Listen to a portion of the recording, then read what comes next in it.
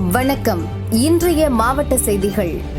அமைச்சர் நேருவின் சகோதரர் மறைந்த ராமஜெயத்தின் நினைவு நாளையொட்டி திருச்சியில் உள்ள அவரது சிலைக்கு அமைச்சர் நேரு மாலை அணிவித்து அஞ்சலி செலுத்தினார்.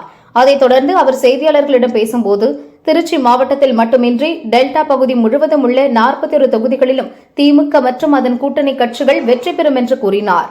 மக்கள் திமுக கூட்டணிக்கு வாக்களிக்க தயாராக உள்ளனர் என்றும், இந்த ஆட்சி மீண்டும் வர வேண்டும் என்பது தமிழக மக்களின் எதிர்பார்ப்பாக உள்ளது என்றும் அவர் தெரிவித்தார். நிச்சயமாக திமுகவும் தோழமை கட்சிகளும் நிச்சயமாக வெற்றி பெறும். உங்களுடைய ஆதரவு எல்லாம், பத்திரிகையாளருடைய ஆதரவு இந்த வெற்றிக்கு உறுதுணையாக இருக்க வேண்டும் என்று அன்போடு உங்களை நான் கடந்த முறை 9 தொகுதியிலும் கேட்டுக்கொள்கிறேன். எனவே தலைவர் தளபதி அவர்களுடைய மீண்டும் தமிழகத்தின் முதலமைச்சராக அமர்வதற்கு திருச்சி முக்கிய பங்கு வகிக்க வேண்டும் என்று நாங்களும் விரும்புகிறோம், மக்களும் விரும்புகிறார்கள். எனவே நம்முடைய வேட்பாளர்களையும் நிச்சயமாக மக்கள் ஏற்றுக்கொண்டு வெற்றியளிப்பார்கள். திராவிட முன்னேற்ற கழக கூட்டணிக்கு திருச்சி எப்போதும் போல் கலைஞருடைய மாவட்டம், தளபதி மாவட்டம், கலைஞருடைய மாவட்டம். இது டெல்டா மாவட்டம் முழுவதும் அவருடைய சொந்த மாவட்டம். எனவே நிச்சயம் வெற்றி பெறுவார்கள். கடந்த முறை 9 தொகுதியிலும் வெற்றி பெறும் முன்கூட்டியே சொல்லியிருந்தீங்க, அதே மாதிரியே வெற்றி பெற்றீங்க. இந்த முறை எந்த அளவுக்கு வெற்றி பெறும்? அதே இங்க 9 அல்ல, டெல்டா முழுவதும் 41 தொகுதிகள் இருக்கிறது. 41 தொகுதியிலும் நாங்கள் வெற்றி பெறுவோம். அதற்கான முயற்சியில் எடுத்திருக்கிறோம். பொதுமக்கள் நம்முடைய மாண்பு முதலமைச்சருடைய திட்டங்களை ஏற்றுக்கொண்டு திமுக அணிக்கு வாக்களிக்க தயாராக இருக்கிறார்கள். அதை வாக்குகளை கேட்டு அதை போட வைத்து வெற்றியை கொண்டு வர வேலைதான் எங்களுடைய வேலை. எனவே இந்த ஆட்சி என்பது மீண்டும் மலர வேண்டும் என்று தமிழ்நாடு மக்களுடைய பெரிய எதிர்பார்ப்பு. சார், விஜய் திருச்சி கிழக்குல போட்டிட்டா நம்மளோட பிரச்சாரங்கள் எப்படி இருக்கும் சார்? ஒரு ஸ்டார் தொகுதியாவது மாறும், எப்படி நம்ம அதை எதிர்கொள்ள போறோம்? திமுக பத்தி கேட்டீங்க, இப்ப அதை கேட்குறீங்க. யார் வந்தாலும் போட்டியிடுவதற்கு தேர்தலில் யாரும் போட்டியிடலாம். போட்டியிடுவதை நாம் தடுக்க முடியாது. ஜனநாயகத்தில் அனைவரும் போட்டியிடலாம்.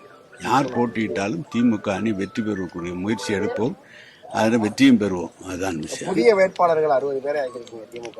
அவங்களுக்கு எப்படி மக்கள் செல்வாக்கு எப்படி இல்ல, பழையவர்களையும் நிறைய 165 பேர், 175 பேர்ல பழையவர்கள் பெரும்பகுதியாக 60 பேர்கள் மட்டும்தான். 100 பேர் எல்லாம் பழையவர்கள் தான் இருக்கிறார்கள். கலந்து இளைஞர்களுக்கும் மகளிருக்கும் நிறைய வாய்ப்பு கொடுத்திருக்கிறார். எனவே ஒரு நல்ல வேட்பாளர் பட்டியல் என்ற அளவில் ஏற்றுக்கொண்டிருக்கிறார்.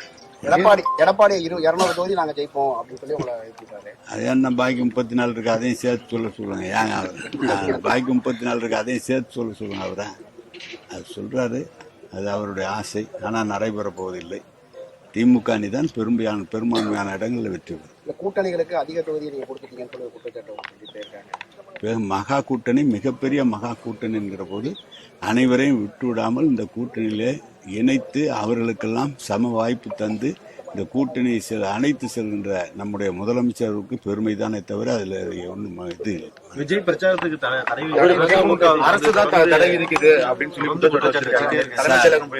எது வந்தாலும் யாருன்னு வாழ்த்த மாட்டாங்க.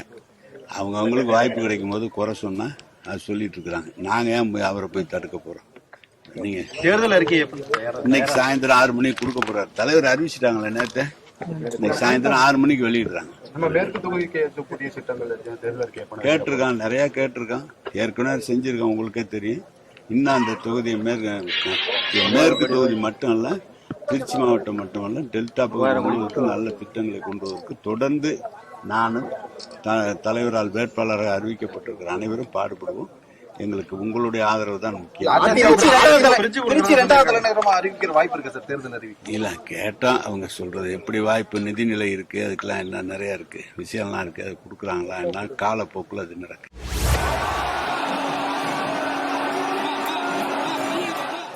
திருவாரூர் தியாகராஜர் கோயிலில் உலக பிரசித்தி பெற்ற ஆசியாவிலேயே மிகப்பெரிய தேரான ஆழி தேரோட்டம் இன்று வெகு விமரிசையாக துவங்கியது. இதில் பல்லாயிரக்கணக்கான பக்தர்கள் பங்கேற்று தேரை வடம் பிடித்து இழுத்து வருகின்றனர். ஆரூரா, தியாகேசா என முழக்கங்கள் இட்டவாறு பக்தர்கள் கூட்டம் அலைமோதி வருகிறது. திருவாரூரில் பிறந்தாலும் திருவாரூர் என்ற பெயர் சொன்னாலும் முக்தி கிடைக்கும் என்பது ஐதீகம். பஞ்சபூத தலங்களில் பூமிக்கு உரிய தலமாகவும் சர்வ பரிகார தலமாகவும் சைவ சமயத்தின் தலைமை பீடமாகவும் திருவாரூர் தியாகராஜர் கோயில் உள்ளது. பல்வேறு சிறப்புகள் பெற்ற இக்கோயில் ஆழி தேரோட்டம் உலக பிரசித்தி பெற்றது. ஆசியாவிலேயே மிகப்பெரிய தேர் என போற்றப்படும் பெருமை மிக்கது. தேரின் உயரம் 96 அடி. 350 டன் எடை கொண்டது. 4 ராட்சச இரும்பு சக்கரங்களை எளிதாக நிறுத்தும் வகையில் ஹைட்ராலிக் பிரேக் பொருத்தப்பட்டுள்ளது. தேரின் முன்பகுதியில் கட்டப்படும் 4 குதிரைகள் மற்றும் யாழி பிரம்ம உள்ளிட்ட பொம்மைகள் பிரம்மாண்டமாக காட்சியளிக்கும். சிறப்புமிக்க இந்த ஆழி தேரோட்டம் ஆண்டுதோறும் பங்குனி உத்திர திருவிழாவில் ஆயில்ய நட்சத்திரத்தில் நடக்கிறது. இந்த ஆண்டு ஆழி தேரோட்ட விழாவை முன்னிட்டு கடந்த 1 மாதத்திற்கும் மேலாக 100க்கும் மேற்பட்ட பணியாளர்கள் இரவு பகல் பாராமல் தேரை அலங்கரித்து வந்தனர். இன்று அதிகாலை விநாயகர், முருகன் ஆகிய தேர்கள் 4 வீதிகளிலும் வலம் வந்த பின்னர் காலை 9:05 மணிக்கு ஆழி தேரோட்டம் தொடங்கியது. பக்தர்கள் ஆரூரா, தியாகேசா என முழக்கங்களிட்டவாறு தேரை வடம் பிடித்து இழுத்து வருகின்றனர். திருவாரூர் தேரை பார்ப்பதற்கு கோடி கண்கள் வேண்டும் என்று சொல்வார்கள். ஆழித்தேர் அசைந்து வரும் காட்சி காண்போரை மெய்சிலிர்க்க வைக்கிறது.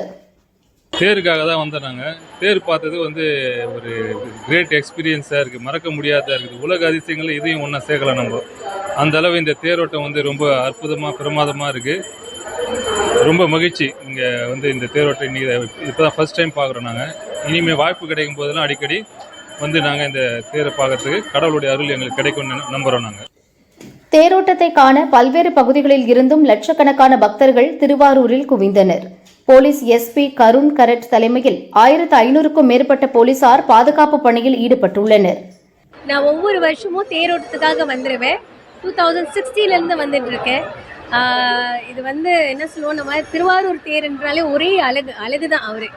அப்படியே அவரை பார்க்கறதுக்கு இந்த 2 கண்ணும் போதாது. இன்னைக்கு அவ்வளோ ஜனங்கள் வந்திருக்காங்க, அவ்வளோ பேர் நிற்கிறதுக்கே இடம் இல்லை. ஏன்னா தியாகராஜா வருது வருஷத்துக்குள்ள ஒரு தடவை தான் வருவார். மற்ற நேரம்லாம் சந்திரசேகரன் தான் வெளியே வர்றாரு. இந்த ஒரு வருஷம் தியாகராஜாவை பார்க்கறதுக்காக எல்லாரும் கோடி கோடியான மக்கள்லாம் அடியார்கள்லாம் வந்துடுவாங்க. அந்த தேர் நவறு அழகே ஒரு அழகு. அடி மீது அடி வைத்துன்னு சொல்லுவாங்களே, திருவாரூர் தேர் அவ்வளோ அழகா. அது டைம் எடுத்து ஒரு அடியாக வச்சு அவர் ஒரு அடி எடுத்து வைக்கும் போது எல்லா அடியார்களையும் பார்க்குறாரு. அதுக்காக தான் திருவாரூர் தேர் மட்டும் வேகமாக போகாது, அவர் வந்த ஒவ்வொரு அடியாரையும் பார்ப்பாரு. அதனால தான் அடி மீது அடி எடுத்து வச்சு அவர் முதுவாக வராரு. நம்ம தியாகராஜா பெருமானை பற்றி பேசணுன்னா நிறையா இருக்குது. இன்னைக்கு இதுதான். ரொம்ப நன்றி இந்த வாய்ப்புக்கு. ஆழித்தேர் கீழ்வீதியில் இருந்து புறப்பட்டு தெற்கு வீதி, மேல வீதி, வடக்கு வீதி வழியாக மீண்டும் இன்று மாலை 6 மணி அளவில் நிலையை வந்து சேரும். ஆழித்தேரை தொடர்ந்து அம்பாள் தேர் மற்றும் சண்டிகேஸ்வரர் தேர் வலம் வரும். முன்னதாக அதிகாலை 5:15 மணிக்கு விநாயகர், சுப்பிரமணியர் தேர் வடம் பிடிக்கப்பட்டு தேரோட்டம் தொடங்கியது. ஒரே நாளில் ஆழித்தேரை தொடர்ந்து பரிவார தெய்வங்களின் தேர்கள் வலம் வரும் என்பது குறிப்பிடத்தக்கது.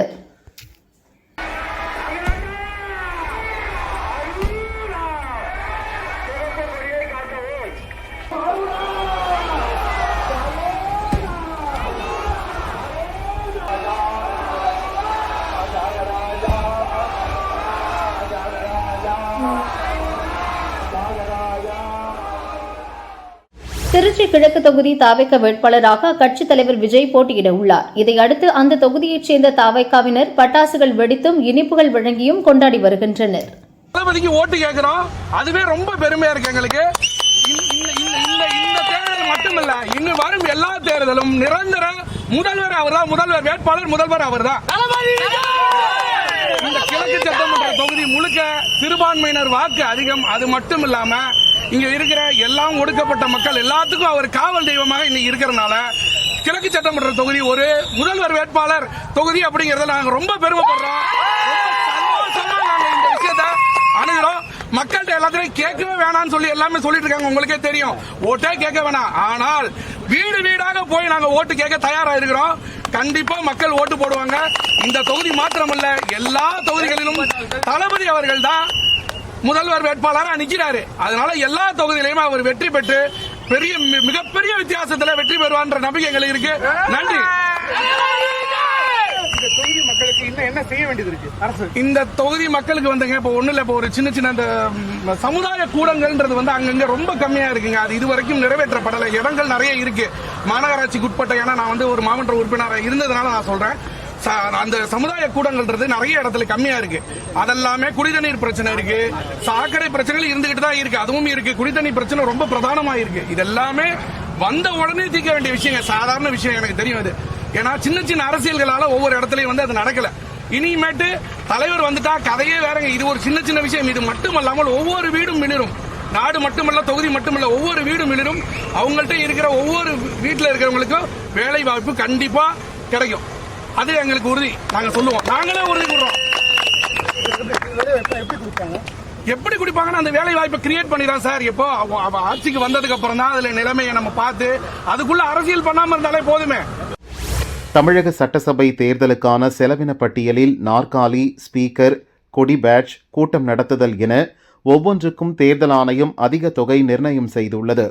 அவற்றை குறைக்க நடவடிக்கை எடுக்க வேண்டுமென மதுரை கலெக்டர் பிரவீன்குமாரிடம் மேற்கு தொகுதி அதிமுக வேட்பாளர் செல்லூர் ராஜு மனு அளித்தார். தேர்தல் கமிஷன்லேருந்து இந்த தேர்தல் நேரத்தில் பயன்படுத்துகிற ஸ்பீக்கரு, சேரு, இந்த போட்டிருக்கிற துண்டு, கொடி, பேட்ஜு, இதுக்கெல்லாம் வந்து ஒரு ரேட்டு போட்டிருக்காங்க. இது மாதிரி பல இதுக்கு தேர்தல் செலவு. ஆமாம், சேர் செலவுனா இந்த மாதிரி ஒரு சேர் போட்டால் 50 ரூபா கணக்கு சொல்கிறாங்க. இன்றைக்கி மேற்கொண்டு போட்டால் 3 சேர் 150 ரூபா கொடுத்தா சேர் வாங்கிடலாம். இதில் என்ன ஆச்சுன்னா ஒரு சேர் 50 ரூபா போட்டிருக்காங்க. அது 10 ரூபா தான் வெளியே வாடகை. இது மாதிரி சில இதில் பிளாஸ்டிக் சேரு, அந்த ஒவ்வொன்றுக்கும் பேப்பர் கொடின்னா அதுக்கு வந்து எவ்வளோ போடுறாங்கன்னா 51 ரூபா போட்டிருக்காங்க. அது விலையே 25 ரூபா தான், 51 ரூபா போட்டிருக்காங்க. காட்டன் துணிக்கொடிக்கு வந்து 258 ரூபா போட்டிருக்காங்க. காட்டன் துணிக்கொடிக்கு ஆக்சுவலாக வந்து 100 ரூபா, 90 ரூபா, 100 ரூபா தான். இதெல்லாம் இப்போ நாங்கள் சொல்லிட்டு வந்திருக்கோம். ஒரு மாநகராட்சி மண்டபத்தில் பிடிச்ச ஒரு ஆலோசனை கூட்டம் போட்டால் 60,000 ரூபா போட்டிருக்காங்க. 60,000 ரூபாயே மாநகராட்சியில் நிர்ணயமே கிடையாது. மதுரை மாநகராட்சியில் எடுத்துக்கிட்டிங்கன்னா தெரியும், 25 ரூபா, 10 ரூபா, 15 ரூபா, 30 ரூபா, அதிகபட்சம் 30 ரூபா இருக்குமா? அவ்வளோதான் இருக்கு. அது இது நமக்கு தேவையில்லை. டவுன் பஞ்சாயத்துக்கு அங்கே பஞ்சாயத்து ஆஃபீஸில் அங்கே ஏதாச்சும் இருந்துச்சுன்னா, மண்டபம் இருந்துச்சுன்னா அதுக்கு 15,000 ரூபா போட்டிருக்காங்க. இதெல்லாம் நாங்கள் சொல்லியிருக்கோம். காலையில் டிஃபனுக்கு வந்து இவங்க போட்டிருக்கிறது 93 ரூபா போட்டிருக்காங்க. அது இட்லின்னாலும் சரி, பொங்கல்னாலும் சரி, இந்த மாதிரி போட்டிருக்காங்க. ஒரு இதுக்கு ஒரு மினி டிஃபனுக்கு கிடையாது, ஒரு இதுக்கு. அது வெஜிடேரியன் சாப்பாடு இந்த மாதிரி நிறையா இது பண்ணியிருக்கு. இதை கொஞ்சம் குறைக்கணும். ஒவ்வொரு மாவட்டத்துக்கும் ஒரு விலைவாசி இருக்குது அப்படின்னு சொல்லியிருக்கோம். அதை மேலே அனுப்புகிறேன்னு இருக்காங்க. இது முக்கியமான கோரிக்கை என்ன, மதுரை இப்போ மாநகரில் முழுமையாக எப்படி இருக்குன்னு தெரியல. எனக்கு மேற்கு தொகுதியில் பார்த்த அளவுக்கு பார்த்தீங்கன்னா இந்த பெர்மனண்ட்டு இடமாற்றம் இருக்கும். 3 தேர்தலில் வாக்களிக்காதவங்கெல்லாம் இருக்காங்க. அவங்கெல்லாம் திரும்ப வாக்காளராக சேர்ந்துருக்காங்க. டபுள் என்ட்ரி இருக்கும். அந்த டபுள் என்ட்ரி அப்படியே இருக்குது சில பகுதியில். அவங்க டெத்தும் அதே மாதிரி தான் இருக்குது. நிறையா பகுதியில் டெத்து இருக்குது. 2வது போலீஸ் ஸ்டேஷன் 3.5 கிலோமீட்ரு தேர்தல் ஆணையத்தினுடைய இதுவே மீறி இவங்க 3.5 கிலோமீட்டர் தள்ளி போட்டிருக்காங்க. இது நாங்கள் எழுதி கொடுத்துருந்தோம். ஆனால் அது வந்து வரல. ஏற்கனவே நாங்கள் எழுதி கொடுத்துருந்தோம், இந்த மாதிரி அங்கே இருக்கக்கூடாது, பக்கத்தில் இருக்க ஸ்கூல்லே நம்ம போடலாம் அப்படின்னு சொல்லியிருந்தோம். அதுவும் செய்யலை. இதையெல்லாம் கோரிக்கையாக கொடுத்து அந்த இஆர்ஓ மேலே நடவடிக்கை எடுக்கணும்னு சொல்லி, வெஸ்ட் இஆர்ஓ மேலே நடவடிக்கை எடுக்கணும். பிஎல்ஓ போட்டதும் சாதாரண ஆளுகளாக போட்டு விட்டாங்க. துப்புரவு பணியாளர்கள் படிக்காத ஒரு அவ்வளோ தூரம் விவரம் இல்லாதவங்கள போட்டு, ஏன்னா ஆள் பற்றாக்குறை, நாங்கள் என்ன பண்ணுறது அப்படின்ட்டாங்க. ஆக இதெல்லாம் செய்யலை. அதனால் அதையும் சொல்லிட்டு வந்திருக்கோம். ஏன்னா அது நடவடிக்கை எடுக்கிறேன்னாங்க, இது வரைக்கும் இல்லை.